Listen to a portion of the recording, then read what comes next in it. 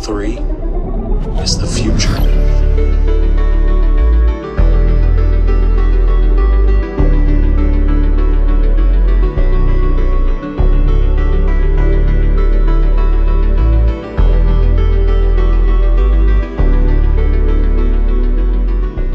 Welcome, crew, to What Are Your Three, a Channel 3 podcast, where normally we take a member of the Channel 3 community, discuss 3 games of their choosing, go through some honorable mentions and some other odds and ends, but today we're going back to our developer series, and we're having a talk with one James Montagna of WayForward Games, and we're going to talk about some of the projects they have, especially one coming up around Yars Rising, releasing September 10th. But James, I want to say hello first and foremost before we get into that.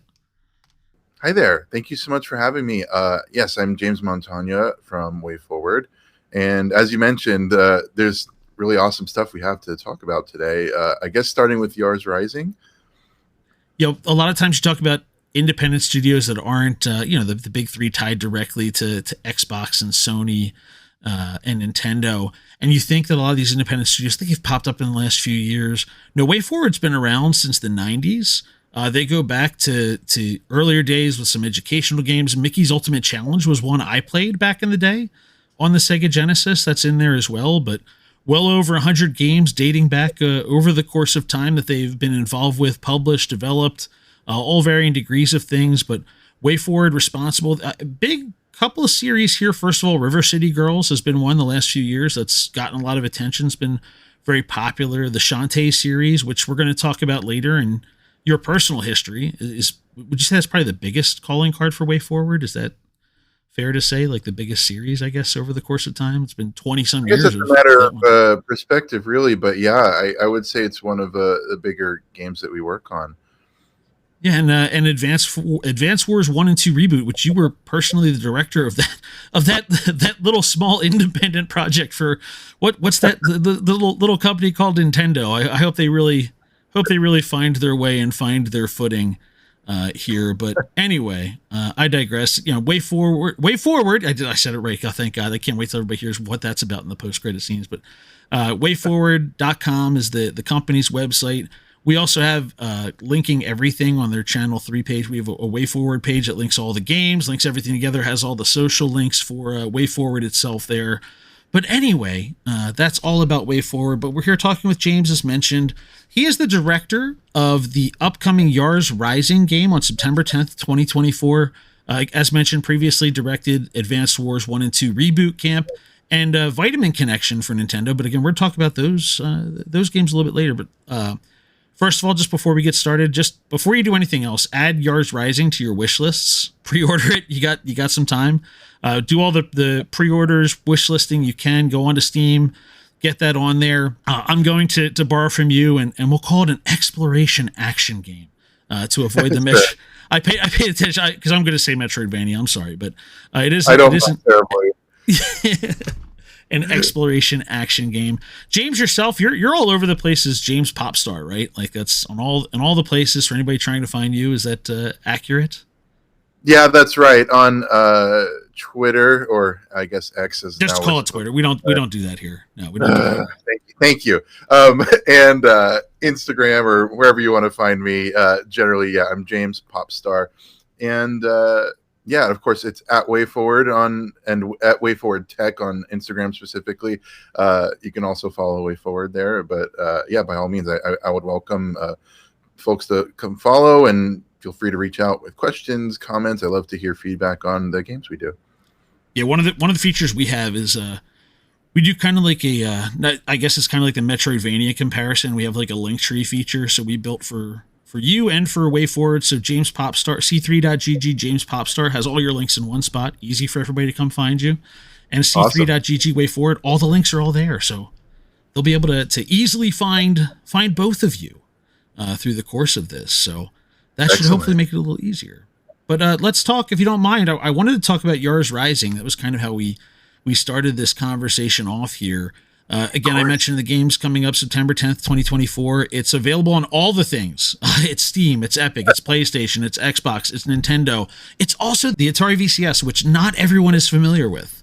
It is Atari's system they have, and they have spent the last 3 years, I think it came out in 2021 now, basically like rebranding, and Atari's done a lot over the last few years to get new games out there. They're rebooting, revamping some of their older properties, and really one of those conversations, I guess, leads to Yars Rising here.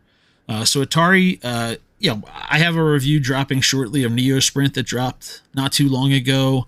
Food Wars is another one of those those franchises that they've brought back, but there's a bunch of others that Atari has been working in what I'm going to call taking an auteurist approach to licensing their games out there. And the way that they came to us, I think, was it's hard to say if we reached out first or they reached out to us, but I do know that there was just this mutual interest where both parties were keen to work together on something. We had worked with Atari in the past on a title known as Centipede Infestation. That was many, many years ago. And that was also a very different Atari. In fact, I think there's literally completely different people. Yeah. And so when Wade Rosen, the current CEO of Atari, took over, it became sort of this new Atari with a new initiative. And I think the sentiment has been like, let's get Atari back in the conversation of modern contemporary gaming, because a lot of people hear the name Atari and they have this association in their mind of like vintage, retro, old classic, which is great. They think of the Smithsonian. They think of a museum they're going to visit old consoles in. Yeah, perhaps so. A lot of people do, and maybe starting now, we're feeling that shift a little bit. Where Atari's a gaming company. They're one of the oldest names out there, and they've been doing this for a while. And so, why shouldn't they be in the conversation now? And so, I think I sense that that's been part of the current CEO's initiative. And so, in talking to us, it was a matter of, well, what can we make now to reinforce that? And we talked about all sorts of different potential IP, about like what we could make. And ultimately, Yars was the one that really resonated. We were kind of going back and forth, suggesting they have so many incredibly classic brands, but we put together a proposal for Yars, and we were really feeling it. We were like thinking there's something special about this one. When we shared it with Wade, the CEO, he echoed that feeling, and we knew we have to make this game. For anybody who hasn't played it before, first of all, I really recommend. It's part of the Atari 50 collection. Yars Revenge is from 1982, dates back to the Atari 2600.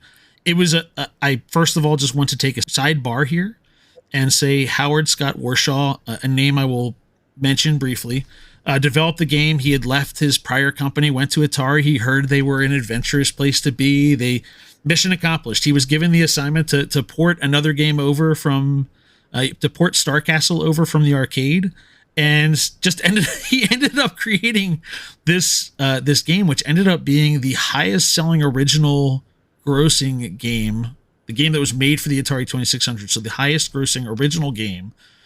So listen, if there's some time where an employee comes to you and you got to give them a project and they say, wait, I got an idea, maybe hear them out, because you might get something like this. And I have to say a couple things. First of all, Howard Scott Warshaw, for those of you who want to say like, oh, he did the E.T. game, it's not his fault. Okay, it's not his fault. I've had that stance. It's not his fault. He did a bunch of not even that bad. It's E.T.'s actually pretty interesting in its own right. Which is kind of what he was looking to do. He wanted to do his own interesting thing. But that's an entirely separate conversation and multiple documentaries that we cannot get into right now. but anyway, so you may recognize his name, and don't let it be for that. Let it be for things like this, where he was a very creative individual and went to Atari because he wanted to build things. And I have to say, what's funny about this one in particular, this is a game that, a lot like many other games, you've got a couple of pixels that are on the screen, but he put a lot of thought into the lore behind this, which is where I'm kind of curious, is that how Yars came in? I mean, this thing came with, now it would be like a $200 collector's edition just to have a comic book come with the game, but when they packaged the game for home release on the 2600, it came with a comic book. It had lore, it had a story, it had more than just a one paragraph descriptor saying, okay, this block here of 8 pixels is the plumber, and this block here is the princess. It's more than that. Is that what drew you guys to this? There's a lot of things I think that drew us to Yars Revenge. It's 1982 game from the Atari 2600 that there's nothing else quite like it of the era. When you look at the game, it looks, feels, sounds different. It has this really psychedelic, colorful, like static visual on screen that just like in a dark room, it just like glows on your face, and it's like just so hypnotic, and it's got this like droning audio, and there's just something so immersive and special and just positively weird in the best way about Yars Revenge. And I think that was what we just found so interesting about this game. And so when we were putting together our proposal of how we would interpret Yars Revenge, it became, let's use this as a foundation. Like, let's take this gameplay, but we're going to use it as a component of something. And for the sake of our story, it is the interface which the protagonist character uses to hack different computer terminals. The hacking sequence is the classic Atari 2600 style Yars Revenge. Yeah, you stick with the color palette and everything. Again, limited as it may have been for the Atari, like you said, you just look at a screenshot from this. But again, it's for anybody who doesn't have the Atari 50 collection. Again, not your project, but you probably should. It's a beautiful. It was beautifully assembled and perfectly captures the gameplay. And like you said, psychedelic and this like colorful static that's on the screen. And then the element of just like, okay, you've got these games that are out there where like, okay, you've got your pixels and you're firing a shooter, but you get not just the shooting, but is the munching. What's the term? Because you guys use it also for nibbling. Yeah, nibbling. Thank you. I knew I was trying to remember like what was the term? Nibbling. So like, you can sit back and just play the entire game shooting at the enemy's shield and breaking it down, or you can fly in and start to nibble away at it, which is its own kind of visual aesthetic, which is weird to think of when you think of how limited. And you keep saying the Atari 2600. I'm gonna say that because I don't know. You're around the Atari people more than maybe they're. I always said 2600. I'm like, oh, 2600 sounds pretty good. That sounds good. But you go and you can do the nibbling. You can break the shields down. Right, so you could play this game in different ways, which is not something you had a lot of. Missile Command, you didn't have multiple ways to attack. You just fired, right? And same thing with all these different games. Like you only had one way to play, but this one put extra elements into it. So, you all went and took this and built your own game, right? And again, you're calling you call it adventure or action exploration action. Many would call it Metroidvania. I see a lot of things when I look at this and contemporarily, Ori and Hollow Knight come to mind for sure as far as like some of the visuals are concerned. There's some elements of Mega Man, obviously Metroid, arcade shooters, but you guys have also created beyond just your own game. You've made kind of like this running DiCaprio meme of pointing at right down to Emmy, the main character's tattoo on her arm is the pixelated main character from the original game. But like, how did you balance that? So you took all this stuff, all this lore, and said we're gonna make something brand new. We're gonna do something that like, yeah, you mentioned you've got these hacking elements that are just they tie in the original game, which is fun. It's really cool, but you have your own visual aesthetic. You have your own visual style that you brought to this and updated it. Somehow you managed to make it fit and make sense in the world of Yars, but also be 2024 and beyond. How did you bridge that gap is really the question I have. I think there's this misconception, I guess, that this game has nothing to do with the original Yars and we're just using it for like a mini game or something like that. And I think the curveball was somewhat intentional at first, at least, but if you dig in a little bit more, you'll find that there is so much in here that respects the original lore. So as you've mentioned, the original Yars Revenge game had a comic book in it that told the story of the game that was unprecedented for its time. There's such a deep lore behind this game beyond just what you were seeing on screen. And while we do honor all the things that you see on screen in the classic game, we went well beyond to make sure that the things in that comic are all honored and are legitimately part of our story. And so there is a lot of references and it doesn't seem like it at first. It's like, oh, they completely interpreted it as something totally different, but the truth is it fits into that universe very well, and the whole story, we honor every bit of it. So we wanted to maybe play with people's expectations a little bit, but we also wanted to kind of do the WayForward version of it, because Atari came to us and they said, make a WayForward game. And when they said make a WayForward game, I think what they meant was play to your strengths, do the things that you want to do, and we think it's going to come out great. And so we took that to heart, and we really, at the end of the day, made this a story that we believed in, we thought would be interesting and cool. And so we took it in this sort of, I guess you could call it a cyberpunk-esque aesthetic, and it's set in the future. And we have this protagonist character. Her name is Emi Kimura. And Emi is this black hat hacker for hire.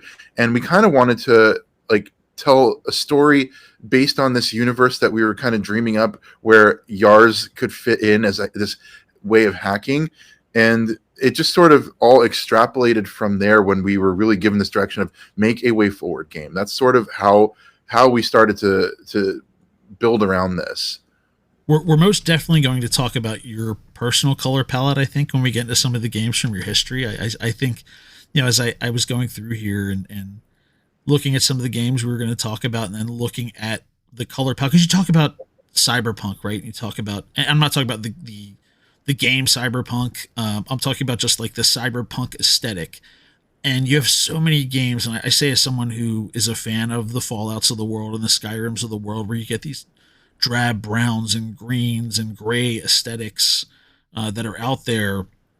You guys are coming in and bringing like a neon. You're bringing brightness, right? You're bringing fresh colors into a world. This doesn't have to be drab. This doesn't have to be limited, and you're really opening it up. Is that just an approach you take to your games in general? And really, as I stop and think about some of the games we're going to talk about here, it's probably a consistent pattern for you, but it's probably got to be a mission, I think, at this point in the world that we have in gaming, to say no, we're going to add color.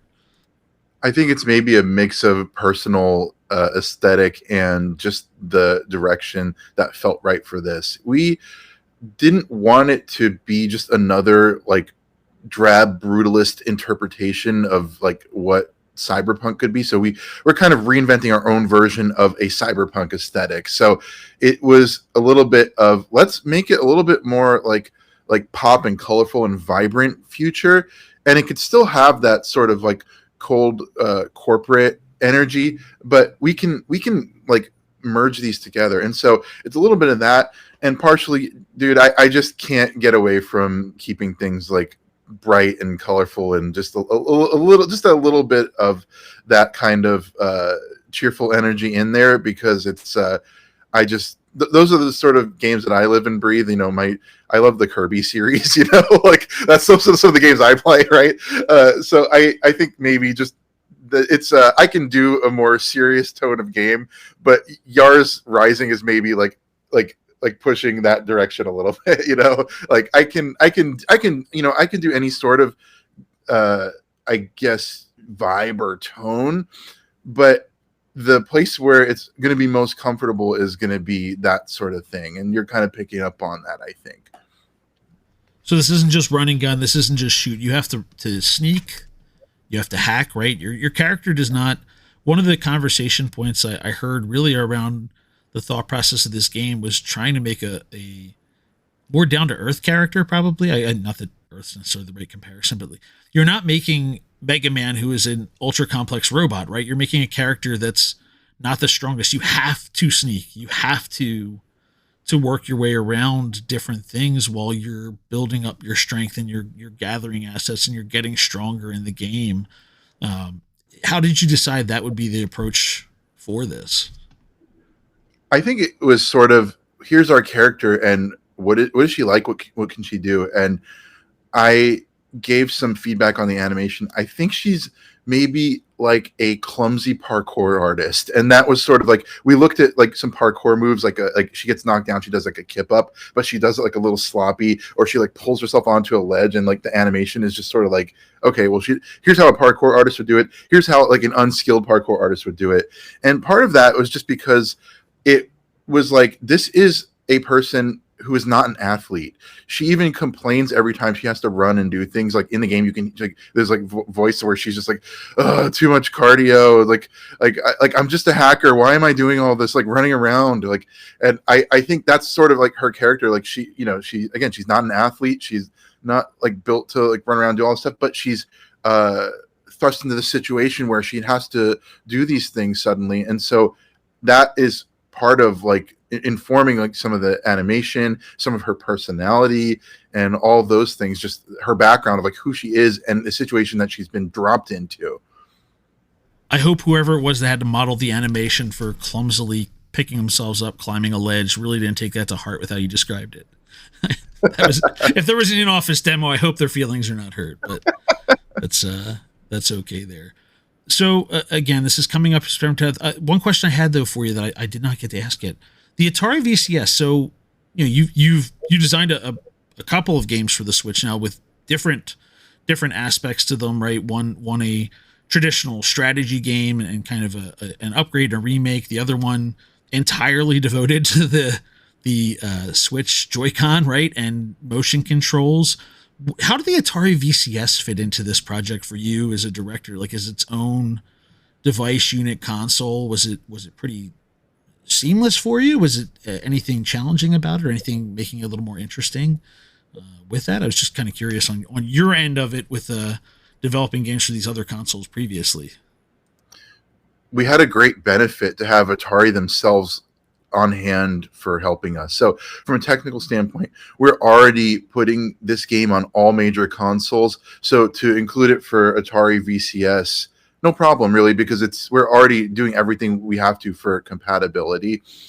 And it was something where every console has its own sort of quirks. Atari VCS is no different. There was things that we had to adjust for it, and you have to think about things like button icons need to match. Like is this how the shoulder buttons on the controller look? No, where's the X button? Yeah, right. That's always the question, isn't it? But there was no like specific challenge there. At least not, I don't think it was like anything that was like, okay, we were gonna have to. There's nothing insurmountable about it. I guess I'll leave it at that.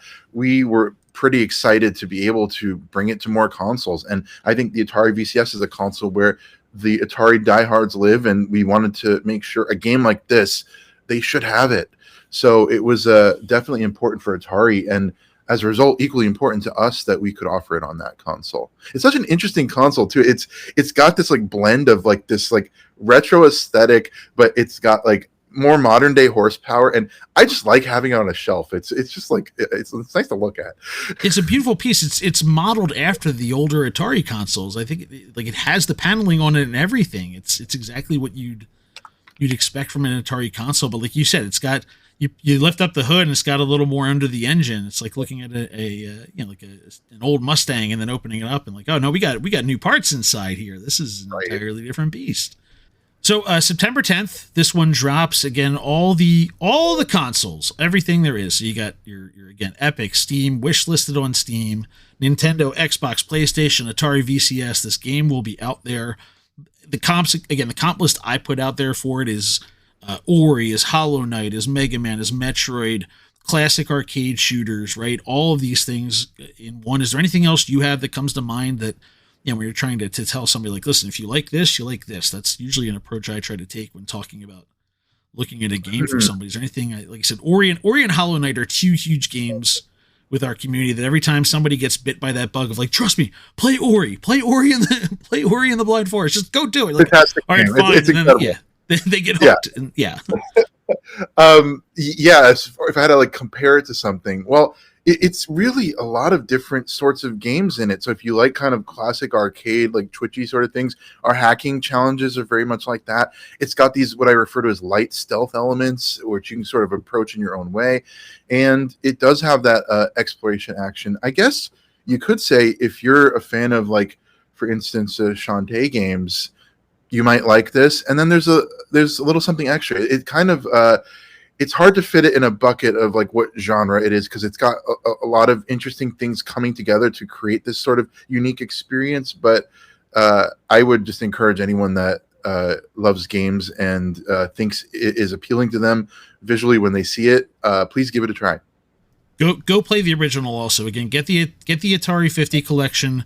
Go play the original, because again, as I mentioned, just from watching the trailer for this, I've not gotten my hands on it, but like, you just watch the trailer and you do the DiCaprio pointing meme, and you see that there's this expansion on a world that was created, and I'm sure without being overly patronizing either. Like, it's subtle things in there. It's the way you kind of see this blown out and in there. So I'm excited to get to try this one. I'm looking forward to it. It's fun to see this interpretation and expansion taking place there. So good luck as that proceeds. Now, what I wanted to do, I want to talk about your history. Normally we talk about 3 games with somebody when they come on the show. You have a very unique set of 3 for really 2 reasons as we get into your second and third game. The first game, you're doing a great job coming to our community as Smash Brothers is kind of going through a revival for us in particular. We've got some new folks. I think it might have been on sale recently or something, because we had a flood of new people coming into the Smash community, and we're all there. Like I describe myself as perfectly mediocre at a lot of games. I'm a jack of all trades and a master of none. Like, I'm perfectly serviceable in Smash Brothers. I've described myself as the Ryan Fitzpatrick of gaming. I'm never bad enough to go away completely, but I'm good enough to be there, right? And Smash Brothers is one of those. And in true fashion of a guest of this show, without knowing it, you are smuggling in an entire series rather than just one game. You have you have the history of Smash Brothers. So do you go back all the way to 99 and the Nintendo 64 for this? Absolutely, yes. Super Smash Brothers being one of my favorite series of all time.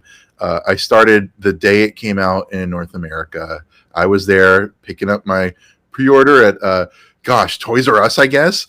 And I brought it home, and I was completely enraptured by this game. So yeah, I was there from the beginning with Super Smash Brothers. Who was the main back then? Who was your character? It's been consistent ever since. My main has always been, still is, Kirby. Oh, Sakurai will be so happy to hear his favorite child is your main. I hope so. Versatile, always there, and even what do they call this? World of Light for Ultimate, when they made it. He's the one character that survived. Every other 70 other video game characters in history wiped out. Kirby, not Kirby. He's there to save the world. Right. So had you played the Kirby games before that? And just like I was wondering, like, how do you pick your main, or was it just you liked the fight style of Kirby in the mix of this? I picked Kirby because I love Kirby games. I think just by coincidence, sheer chance, I have always been a player of Sakurai's games. Masahiro Sakurai, the creator of Kirby and also creator of Super Smash Brothers. I grew up playing Kirby's Dream Land, Kirby's Pinball Land, Kirby's Adventure on NES, Kirby Superstar. My gosh, that game was so influential to me. And so you got to be careful. We did a time trial on Superstar not long ago, and it was not great. We do challenges every week, and the Kirby Superstar one ended in a lot of lost sleep for people going back and forth with some time trials in there. So you got to be. That actually sounds like a blast to me. Yeah, I got to put a warning out there. We had one of our users, an NFL player, and he walked off the field, went and beat the time that someone else had, and I had to stay up until 3 a.m. trying to beat it. It was.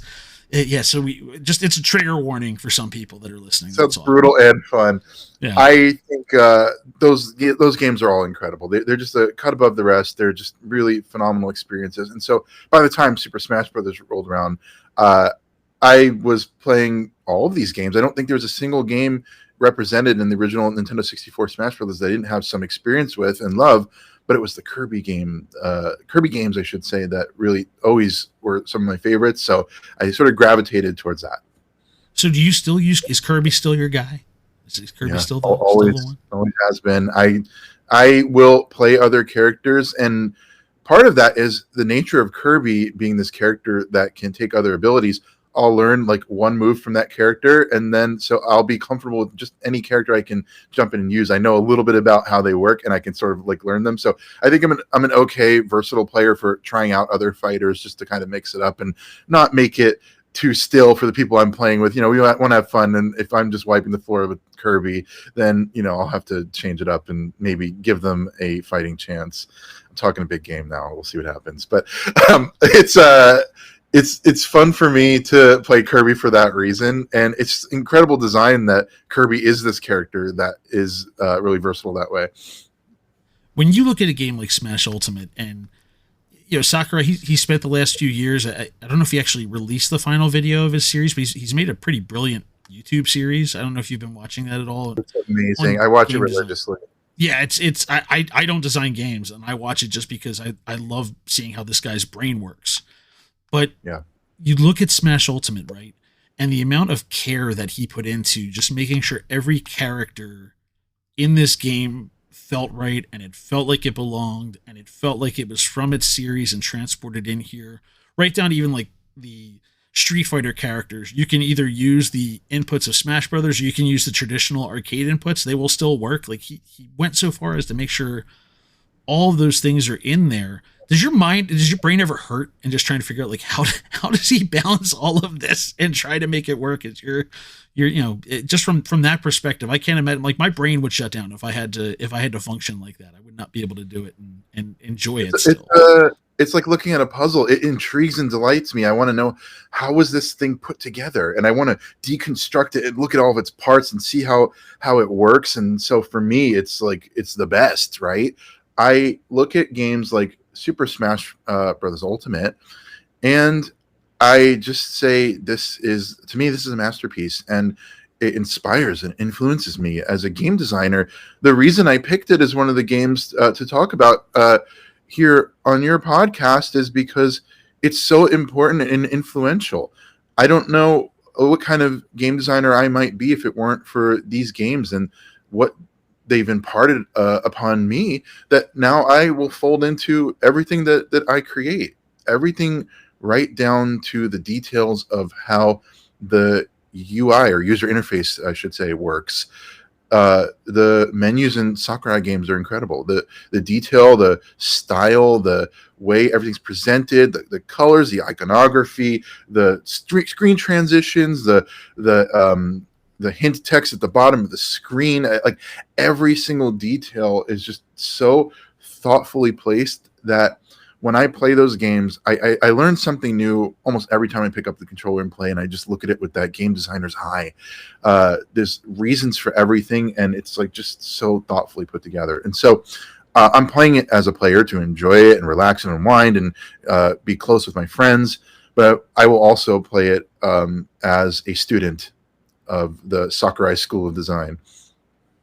Yeah, so if anybody has not watched that YouTube series, you can really see that, like you said, every reaction, every button menu, every user interface choice is not an accident. It's not something he hasn't personally reviewed and made sure it's a benefit to the user that's going to be there. It's a wonderful thing. You look at the history of everything he's done, from Kirby through to some of the Icarus work he did on the 3DS that I hope somehow really continues to live on, even though it's stuck on the 3DS. It's kind of tied in there, but no need to tell me if you got future projects in mind. But you know, maybe you can talk to Nintendo and say, "Hey guys, we need to do something here." But anyway, but no, it's beautiful. It's a beautiful entry, and again, much like I talked about the Atari 50 entry, when you look at, I mean, really any of the Smash Brothers games with some of the things they've done with trophies and some of the game history information, I didn't know what Fire Emblem was when Marth was introduced to Smash Brothers. And I mean, you go full hipster on me for anybody, not you or anybody else, and tell me I knew what Fire Emblem was. I didn't know what Fire Emblem was, and I love role playing games.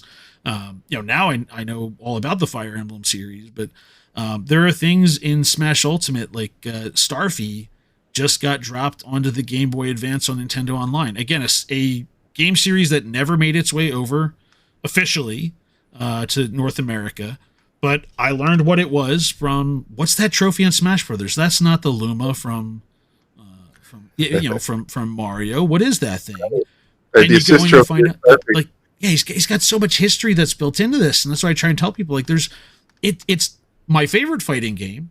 There's so much included in with the amount of fighters there, but there's so much else with the spirits and the stickers and just all this information that's beautifully curated. And it's not just like thrown in, it's curated. It is there and put together. So there's an element of that, but Yeah, it's a beautiful piece of work. it really is. Let's jump to game number 2. Here's where you come in, right? This is where your 3 are going to be unique. The 2 of these are games you've personally been involved with. So I mentioned earlier with WayForward's history that one of the main series they had, one of their early in 2002 they released the first Shantae game for Game Boy Color, really as the advance was taking off, which is why the history of this one intrigues me. It was well regarded, it was well reviewed, but it kind of got lost in that generation transition. Sure, it played on the advance, but it was there. Everything was good. And then in 2010, they run it back. They said, we're putting a sequel out there, and put Risky's Revenge out again. Great reviews. Time to go forward with another in 2014 now. Shantae and the Pirate's Curse is coming out here, and you've been in the industry for a little bit. What'd you do before? Were you doing like level design, art? It looked like you were doing some writing, level design, artwork. Is that all kind of what you were doing up until that point? I was kind of an all-rounder, but right before Shantae and the Pirate's Curse, I was doing a lot of like level design. But I also had done some animation when I first started at WayForward. I was actually hired as an animator. I was doing some pixel animation. I was doing some menu design and UI work, and then I became a level designer one day. Just kind of like made the jump into let's actually get you involved in the design portion and coming up with like ideas that affect the gameplay. And I was doing more of that. And I actually started doing more like level design into directing games. I directed a SpongeBob game. I directed a game based on Adventure Time for Cartoon Network. And right after I just kind of started directing a couple games here and there, I had the opportunity to work on Shantae and the Pirate's Curse with Matt Bozon, the creative director of WayForward, my boss, my mentor, and with him directing it and me acting as, I guess you could say, an associate director, working with Matt on that game.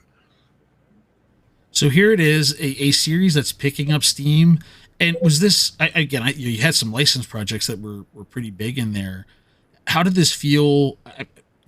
Licenses aside, you're going to the company's crown jewel. Like this is their baby. How did that feel as far as taking another step was concerned? Well, I had some experience with the Shantae series because before I worked at WayForward, I played WayForward games, and so I was really honored to be able to join a company whose games I was already enjoying, and Shantae, of course, was one of them. However, when I was starting to do level design, I worked on a game called A Boy and His Blob on Wii, and I was doing level design there. But my next step was actually helping Matt Bozon out with level design on the game Shantae Risky's Revenge, which was sort of Shantae's like grand return to gaming from the Game Boy Color game. So Matt Bozon and I had a really great rapport, just sort of enjoyed working together. He would sit at my desk and we'd kind of like figure out, all right, where do we want to place all the treasures, like all the chests in like the world map. And we'd kind of like puzzle solve. We'd sit for like an hour or two and just like even on paper and then in the tool, like simultaneously kind of puzzle solve together. I still remember that. And it was just hearing him think and consider things through. And then, I would make a suggestion. We kind of like run it down together. Okay, but does this mean this? What does this do for the game? I understand how his brain works. I learned a lot. And so I already knew going in, if I'm going to work on another Shantae game in an even greater capacity, I was like, well, I'm going to have to work closely with Matt. And that was one thing I knew. And the second thing I knew was I'm going to learn a lot. And so I think Shantae and the Pirate's Curse was a great experience because the moment I was tapped to be on this as an associate director, I was excited, delighted, and just looking forward to what would be the experience of building this game. It was a small, intimate team, and just everyone was really enthusiastic to create this thing. So I really think fondly back on it. But the feeling, to answer your question, the feeling when I first joined it, a lot of anticipation and excitement. I knew it was going to be a great experience. So what did those conversations look like? Because You had the Shantae series out there that was an exploration series, right? In the grand scheme of things, but now you really blew it out in this one. You added the ship travel elements and made it a lot bigger than what Risky's Revenge was, right? There was a lot more. There were more islands to explore. There were more areas to go into. How do you balance? There are a lot of games that get bloated to the point of being unplayable for me at this point. That's why I joke with people like I don't need a. I want to play a 100-hour game. I wish I had time to play a 100-hour game. But yeah, nobody's got time for that anymore. Just accept that for what it is. So how do you manage to balance, right? Like you expand it, but still make it worthwhile, where you're not just like, oh, we're just throwing stuff in here and not to take shots at some genres, but I don't need a 17th lightsaber hilt. I like the lightsaber I have. I don't need an 87th poncho in this game. Like how do you, when you have those conversations, right? You've got your mentor there, you're talking about this. They've got experience with the Shantae series of how do you balance like, okay, what's stuff versus what's important for the user to be able to experience and make them enjoy? Well, at this point, we'd already made Risky's Revenge, and so we knew sort of like what that experience was like and how much like gameplay time each labyrinth would be and that sort of thing. So I think it was a matter of taking the experience that we had from our recent development and using that as sort of maybe like a litmus test or sort of like a point of reference, I should say, of, okay, well, here's, what the amount of gameplay this represents. And it was determined pretty early on the scope of what the game would be. And I think whatever was Matt's intention as far as like the number of labyrinths and how big the game would be, we really stuck to it. And I think part of it was just educated guess and just like really careful calculation based on previous development. Also, we just come off the heels of creating Adventure Time, Hey Ice King, Why'd You Steal Our Garbage?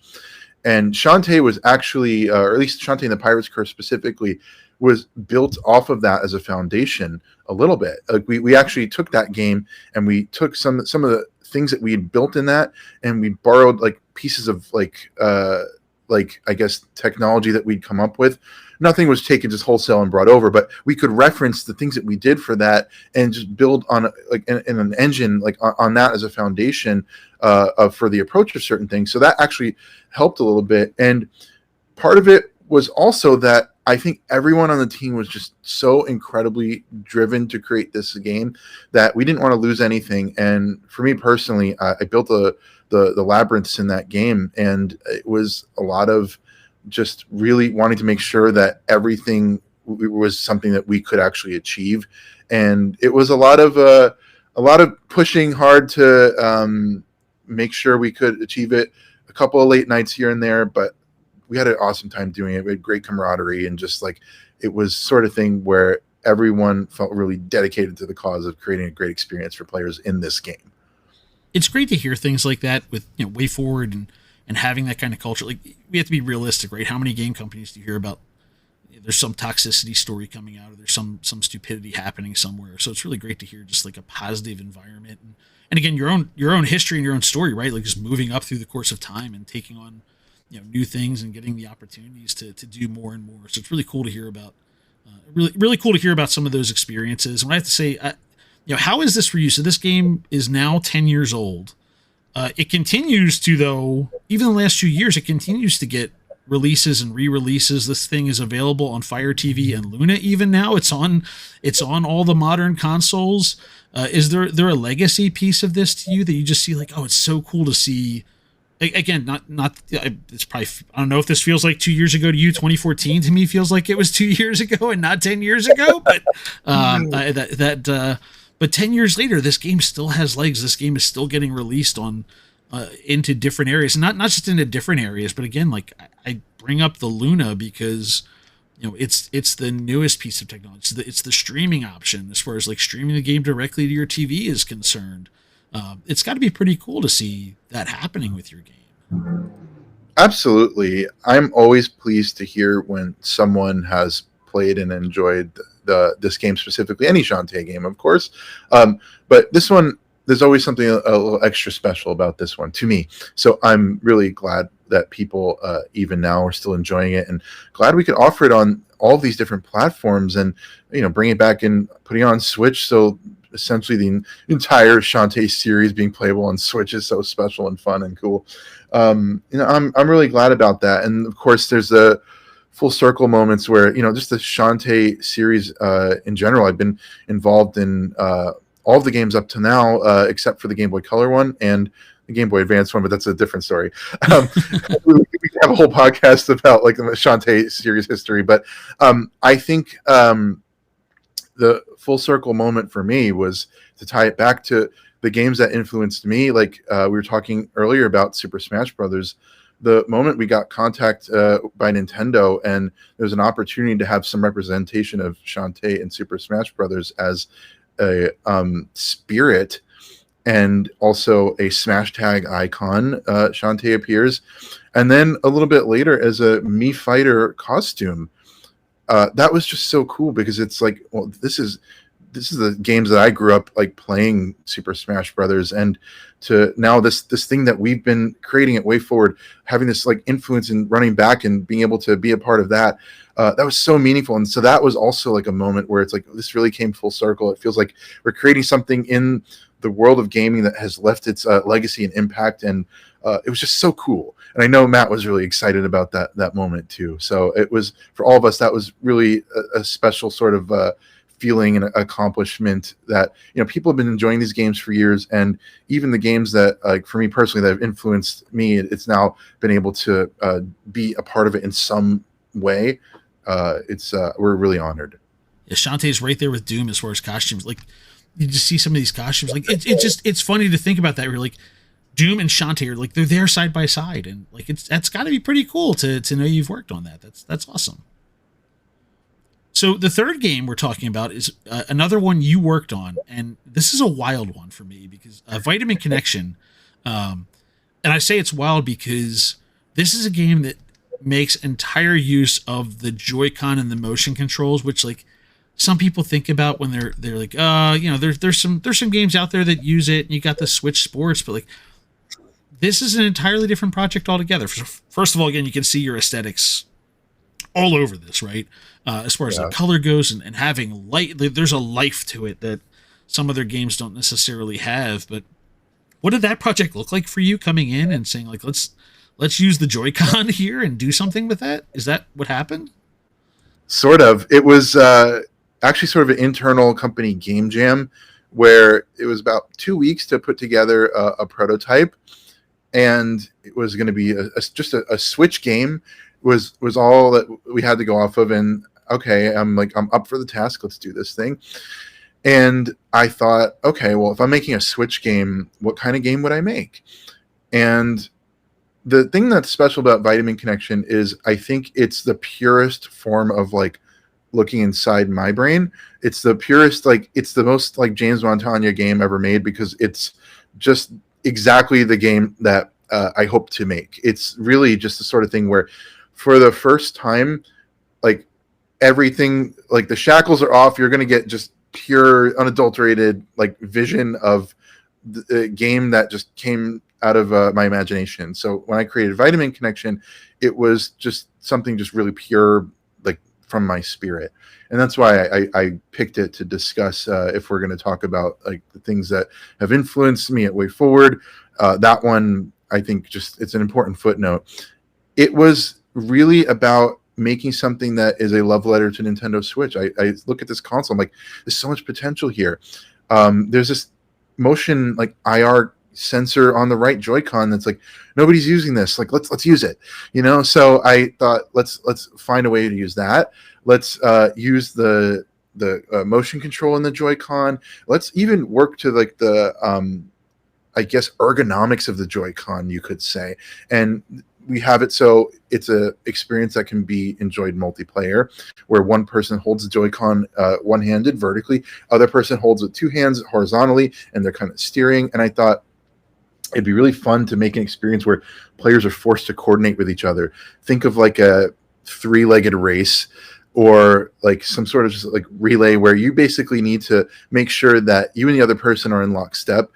I had this feeling in my mind of if I'm driving a car and I've got the wheel and the person in the passenger seat has the gas and the brake, and you drop us on the freeway, and it's like, okay, get to your destination. It's like, oh God, like what do we do? It's like, okay, well, coordinate. Okay, you're gonna hit the gas. Okay. I'm gonna turn. I'm gonna switch lanes, and the amount of like crazy madcap like yelling at each other and like, oh crap, like, you know, communication that's going to take place. I'm like, that's actually fun. Now, what is the less dangerous version of this? Like, how can we like make this into an experience I can enjoy on my Switch? And that was sort of like the impetus behind the design of Vitamin Connection. Did you design Disney's Millennium Falcon ride on that note then? Because that's got. Have you ever done that? One person goes left, right, one goes up and down. It's usually a disaster. It's hilarious. It's a hilarious disaster. So it's fun to see that kind of coordination. I'll have to go enjoy that. Is that at Disneyland? I think they have. I think they have it there for. I know it's for sure. It's in Disney World, but it is. It's beautifully chaotic, and it's even better when you get to watch two adults that have to watch my children do the different flying with each other and start losing their minds. So good luck with that. Perfect. Yeah, that sounds great. One other note I had for Vitamin Connection, I just had to ask, how proud are you that the ESRB, the ratings board for games, had to specifically list in the description for the game that Bacterium proclaims, "I make disaster pants." Is that something that like... I actually didn't realize that was like formally like listed. That's amazing. It's explicitly listed in the ESRB information for the game. You made my day. That's perfect. Yeah, so you can rate, "I make disaster pants." Just put like get an etching on the wall there that the ESRB had to specifically comment on that.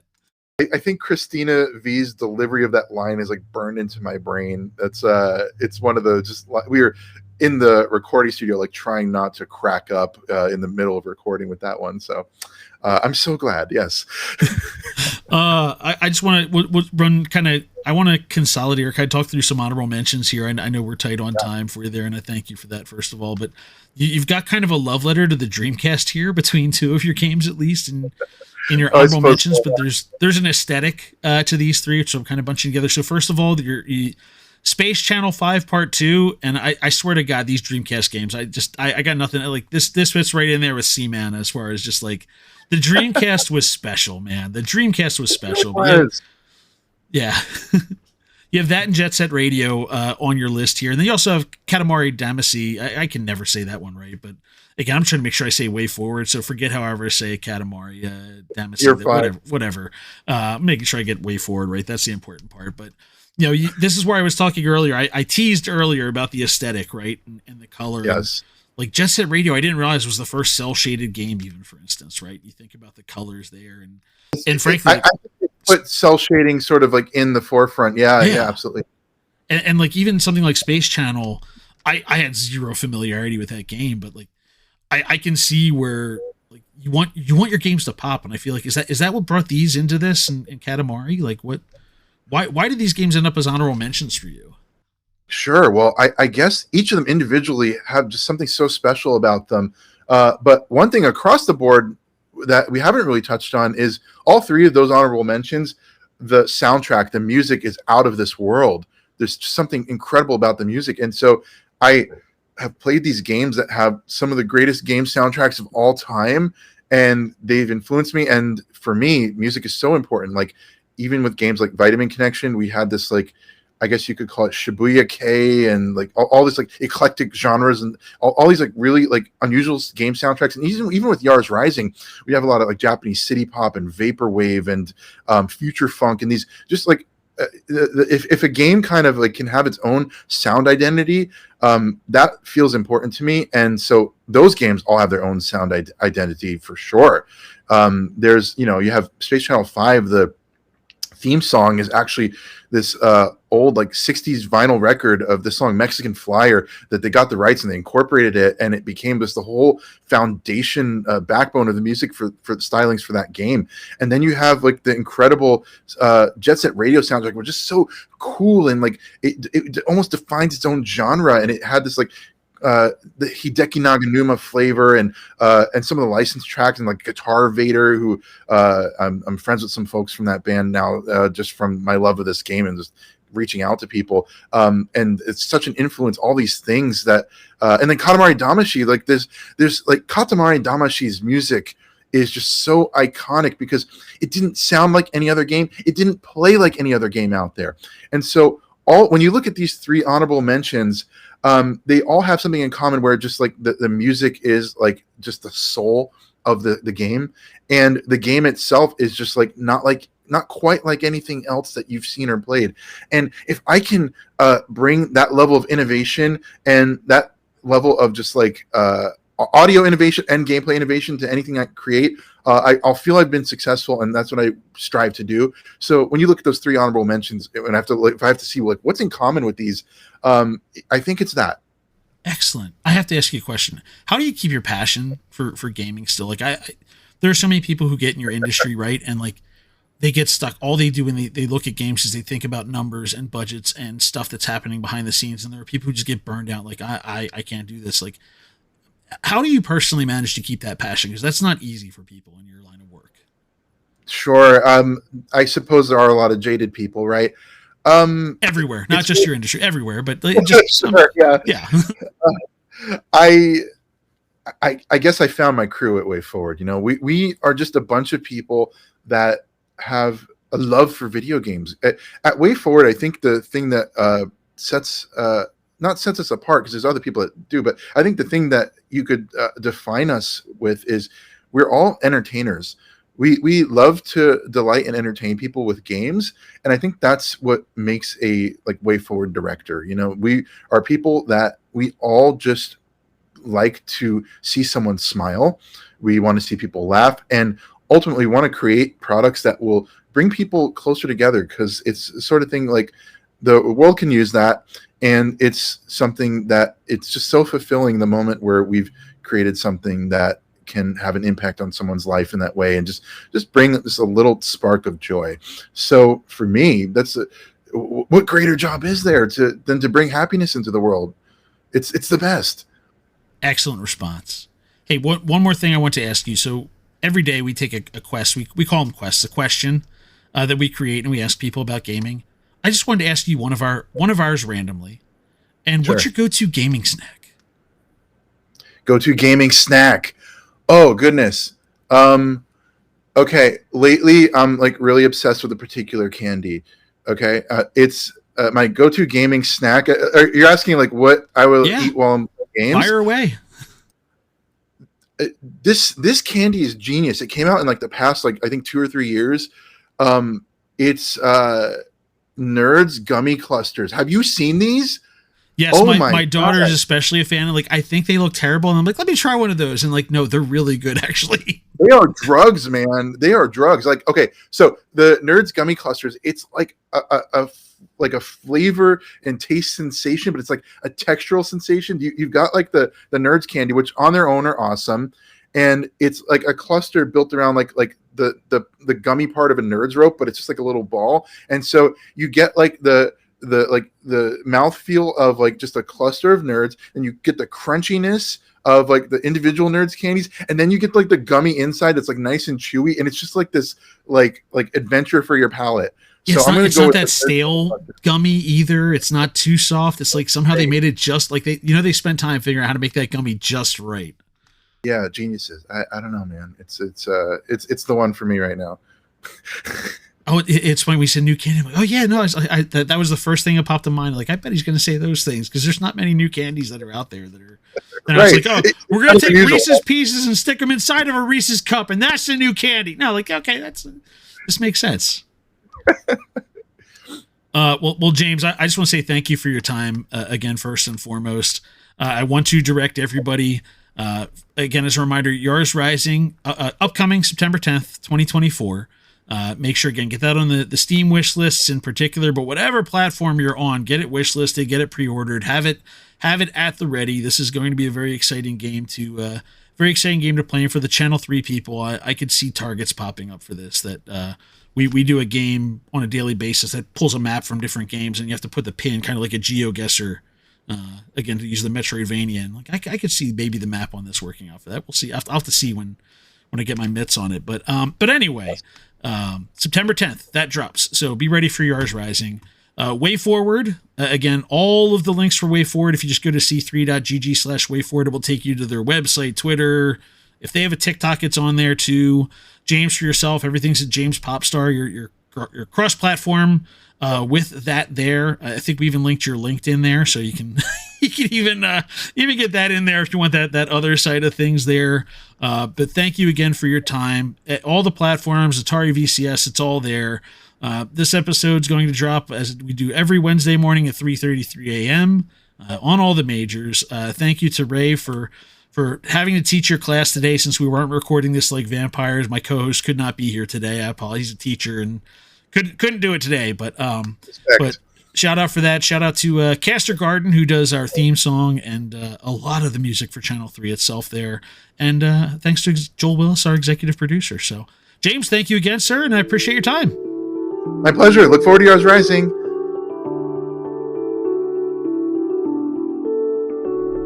Channel 3 is the future. Welcome, crew, to What Are Your Three, a Channel 3 podcast where we normally take a member of the Channel 3 community, discuss 3 games of their choosing, but today we're going back to our developer series, and we're talking with James Montagna of Wayfinder Games. James, first of all, welcome. Welcome to the show. Thank you for joining us. I'm excited to have you here. So hello, first and foremost. Hi, I think you might have made up a new studio name. It's WayForward. WayForward. You know what? Oh God darn it! I keep doing. Hang on, I gotta redo that because what's funny is like I kept doing it in my head this whole time. That's the beautiful part about editing this afterwards is like this all disappears. But this will be a post-credit scene of me being an idiot, which everybody tends to enjoy. No, that's so funny because like I didn't even look at my notes in front of me. I keep doing it in my head. I'm like, I have to keep saying WayForward, WayForward, WayForward, not Wayfinder, not Wayfinder. All right, I'm gonna do that again. All right, starting over.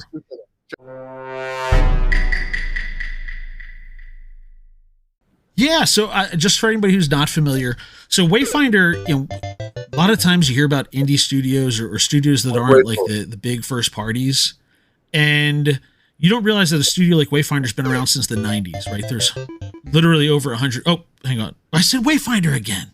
You said Wayfinder 2 times. I keep doing it. All right. Anyway. Okay, let's go. And that's how they came to you guys in Wayfinder, right? So how did that work? Did they come to you guys with a list and said, "Hey, we've got this"? Did you come to them and see what you wanted to work on? But somehow you got to Yars, right? Yeah, that's WayForward. Yeah, that's how they. That one's stuck in there now. It's over. WayForward. Oh my God! I literally spent the last couple days just saying, "Don't do it." WayForward. Oh my God.